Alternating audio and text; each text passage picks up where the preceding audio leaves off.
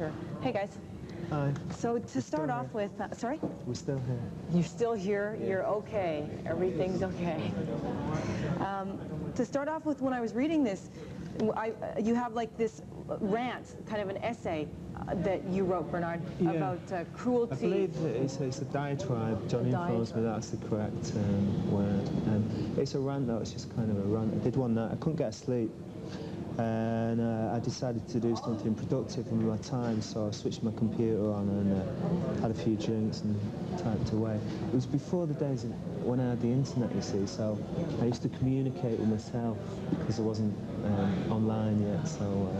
Yeah, it's pretty interesting because it's like you're talking about the origins of cruelty, power, greed, social disintegration.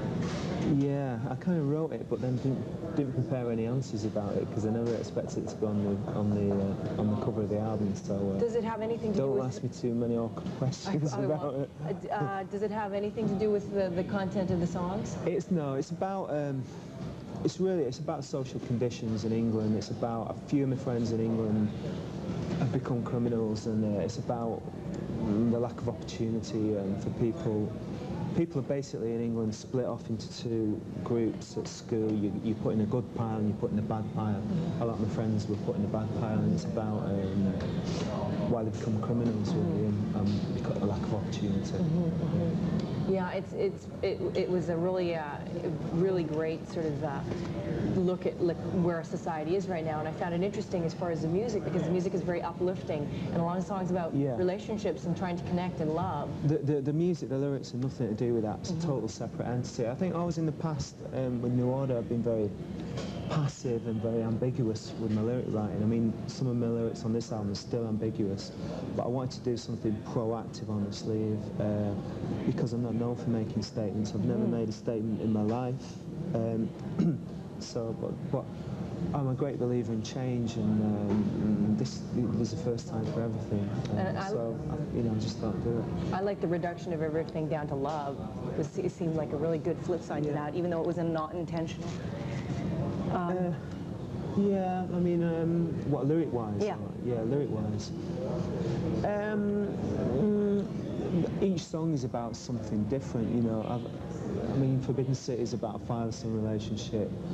Second Nature is about me. It's really about if I was to die now and I came face to face with God and said, well, right, you know, okay, you've been there for X number of years. What have you learned? And that's what the song's about, what I've learned. And another one, Visit Me, is about a ghost story, you know.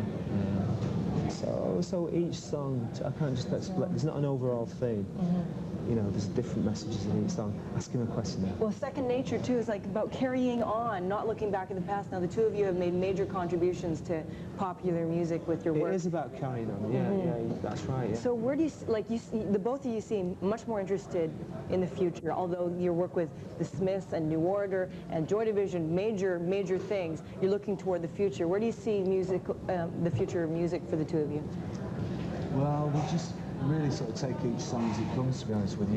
We don't really have any kind of agenda, and we're still fans of music and fans of modern music, and we just try and do something that's honest, I think, to be honest. I think we want to do something that's new as well. We're always striving to do something new. We're not one of these bands that look towards the past. We get our old record collection out that we've had for years and try to reinvent that record collection. We don't look towards, but you know, I've got to say, I've got nothing against people who do that. I'm not getting on a soapbox here. I've got nothing against people who do that, but what turns us on is doing new music and trying to do something new and trying not to repeat ourselves and not to repeat music that other people have done before us.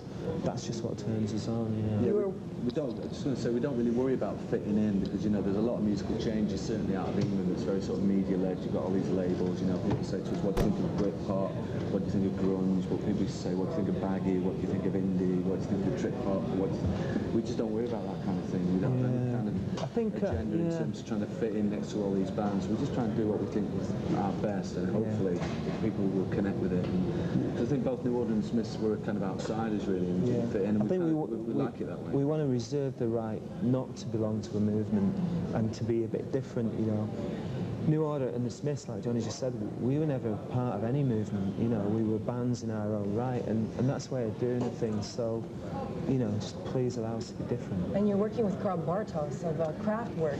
It seems like real interest in computers and technology. Can you tell me a bit about your virtual guitar?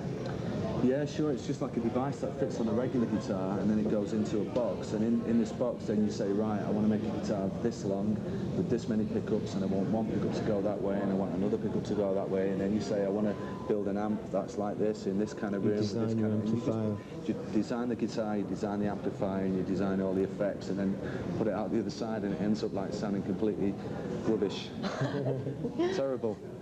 In your rant, your diatribe, your essay, you talk about the disassociation of people and our technological age, the age of television, sort of isolating people, being workers within computers.